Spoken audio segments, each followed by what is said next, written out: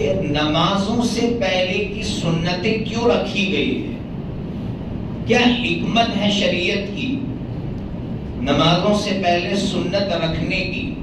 تو اس کی بہت ساری حکمتیں ہیں، ان میں جو سب سے بڑی حکمت ہے وہ یہ ہے کہ فرض نماز سے پہلے ہمارا تعلق اللہ سے قائم ہو جائے۔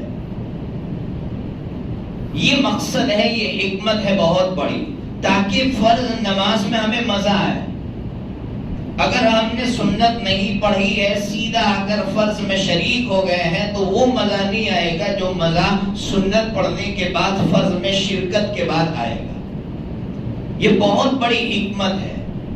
اس لیے اگر ہم نے سنتیں پڑھ لی اور پھر باتیں کرنے لگے اور پھر فرض نماز میں شرکت کر رہے ہیں تو سنتیں پڑھنے کی جو حکمت تھی، جو مقصد تھا، وہ ہمیں حاصل نہیں ہوا۔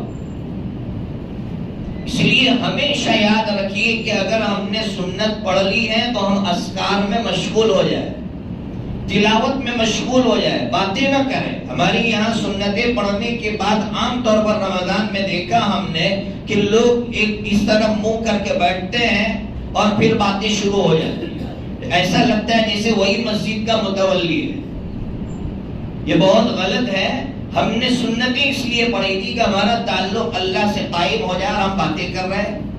اس لیے سنتوں کی حکمت سمجھنا ضروری ہے۔ فرض نماز کے بعد سنتیں رکھی، اس کی دو بڑی حکمتیں ہیں کہ اگر فرض میں کوئی کمی رہ گئی ہے اس کی تلافی ہو جائے، اور دوسری حکمت جو حضرت مفتی سعید احمد صاحب پالنپوری نور اللہ مرقدہ نے لکھی، عجیب لکھی، کہ حضرت نبی پاک صلی اللہ تعالیٰ علیہ وسلم نے فرض کے بعد سنتیں اس لیے رکھی کہ اگر فرض نماز میں ہمیں خیال آئے کہ مجھے گھر کے کام سے باہر جانا ہے تو فوراً آپ شیطان سے یہ کہہ سکے مجھے تو ابھی نماز پڑھنا ہے۔ نماز میں بھی خیال آیا تو نماز کا ہے، نماز میں خیال باہر کا نہ ہے، اس کے لیے یہ سنتیں رکھی گئی ہے۔